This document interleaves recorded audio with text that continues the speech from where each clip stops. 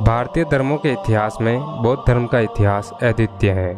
इस धर्म की स्थापना 6वीं शताब्दी ईस्वी पूर्व महात्मा बुद्ध के द्वारा की गई थी, जिसमें मानव जीवन को जीने का सरल तरीका बताया गया है। धार्मिक क्रांति के इस युग में बौद्ध धर्म का आगमन एक ध्रुव तारे के समान था। तो आइए दोस्तों, आज के इस वीडियो में हम जानेंगे महात्मा बुद्ध के प्रारंभिक जीवन से लेकर बौद्ध धर्म की स्थापना किस प्रकार हुई। बौद्ध कथाओं के अनुसार उस समय कौशल महाजनपद के अंतर्गत शाक्य गण के प्रधान राजा शुद्धोधन की पत्नी महामाया को सपने में एक सफ़ेद हाथी दिखाई देता है, जिसकी सूंड में कमल था। वह हाथी महामाया के गर्भ में प्रवेश कर जाता है।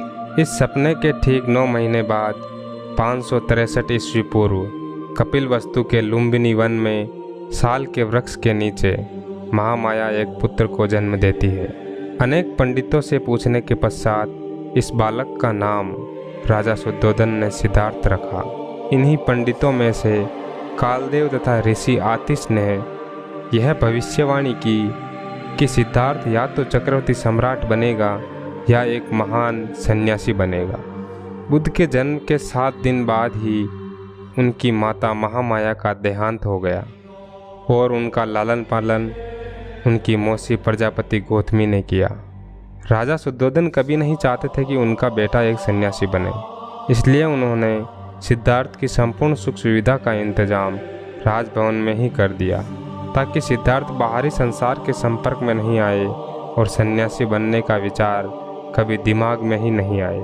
16 वर्ष की आयु में बुद्ध का विवाह शाक्य कुल की कन्या यशोधरा से कर दिया था। विवाह के 12 वर्ष पश्चात सिद्धार्थ को राहुल नाम का पुत्र प्राप्त हुआ। पुत्र के जन्म का समाचार सुन बुद्ध के मुंह से निकला, इससे राहु का जन्म हुआ है। राहु अर्थात एक बंधन। आज मेरे बंधन की श्रृंखला में एक और कड़ी जुड़ गई। आखिर वह दिन आ ही गया जब सिद्धार्थ को नगर भ्रमण के लिए राजमहल से बाहर निकलना पड़ा। सारथी छंदक के साथ नगर भ्रमण पर निकले सिद्धार्थ ने नगर में प्रवेश के साथ ही एक जर्जर शरीर युक्त वृद्ध व्यक्ति देखा। उसे देखकर सिद्धार्थ को लगा कि एक दिन उसकी भी यही हालत हो जाएगी। उसे थोड़ा आगे निकलने पर एक रोगग्रस्त व्यक्ति देखा। उस व्यक्ति की पीड़ा को देखकर बुद्ध को लगा कि जीवन कितना कष्टदायी है। सिद्धार्थ ने तीसरा दृश्य एक मृतक को शैया पर शमशान ले जाते हुए देखा तो बुद्ध को लगा कि प्रत्येक जीवन का अंत इसी प्रकार हो जाता है।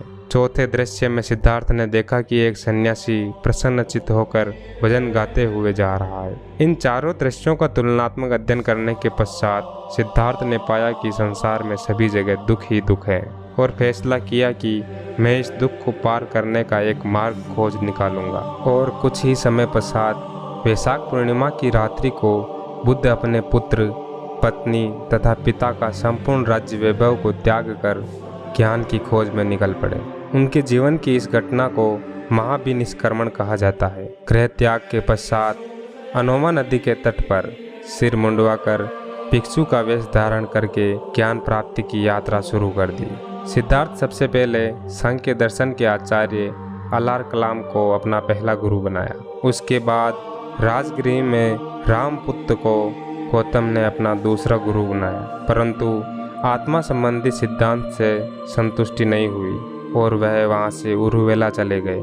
इस बीच उनकी भेंट मगध नरेश बिंबिसार से हुई, जिसने राज सिंहासन ग्रहण करने का प्रस्ताव रखा, जिसे सिद्धार्थ ने ठुकरा दिया। उरुवेला में सिद्धार्थ को 5 ब्राह्मण मिले, महानाम, पद्दीय, कौंडिन्य, वाप और असंग। इन 5 के साथ मिलकर कठोर तपस्या की, लेकिन उन्हें ज्ञान की प्राप्ति नहीं हुई और सिद्धार्थ ने सुजाता नाम की कन्या के हाथों से खीर खाने के कारण 5 ब्राह्मणों ने सिद्धार्थ पर तपस्या भंग का आरोप लगाकर उन्हें वहां पर छोड़कर चले गए। सिद्धार्थ का मानना था कि ज्ञान की प्राप्ति के लिए शरीर को कष्ट देना उचित नहीं है और वह निरंजना नदी के किनारे पीपल के पेड़ के नीचे समाधि में बैठ गए। 7 दिन की कठोर तपस्या के पश्चात वैशाख पूर्णिमा के दिन बुद्ध को ज्ञान की प्राप्ति हुई, जिसे संबोधि कहा गया। ज्ञान प्राप्ति के पश्चात महात्मा बुद्ध ने अपना प्रथम प्रवचन उन्हीं 5 ब्राह्मणों को दिया और उन्हें अपना अनुयायी बना लिया। इस घटना को धर्म चक्र परिवर्तन कहा गया है। इसके पश्चात महात्मा बुद्ध ने मगध, कौशल, वत्स, सूरसेन आदि महाजनपदों में बौद्ध धर्म शिक्षाओं का प्रचार प्रसार किया। अपना संपूर्ण जीवन मानव हित के लिए लगा दिया और 483 ईस्वी पूर्व वैशाख पूर्णिमा के ही दिन 80 वर्ष की आयु में हिरण्यवती नदी के किनारे स्थित कुशीनगर में बुद्ध का निधन हो गया, जिसे बौद्ध साहित्य में महापरिनिर्वाण कहा जाता है। महात्मा बुद्ध ने बौद्ध धर्म की शिक्षाओं में 4 आर्य सत्य, अष्टांगिक मार्ग, प्रतित्य समुत्पाद व 10 शील सिद्धांतों का उल्लेख किया है। क्या आप इन सिद्धांतों के बारे में विस्तार से जानना चाहते हैं? कमेंट में ज़रूर बताएं और वीडियो को लाइक करके चैनल को सब्सक्राइब जरूर करें। धन्यवाद।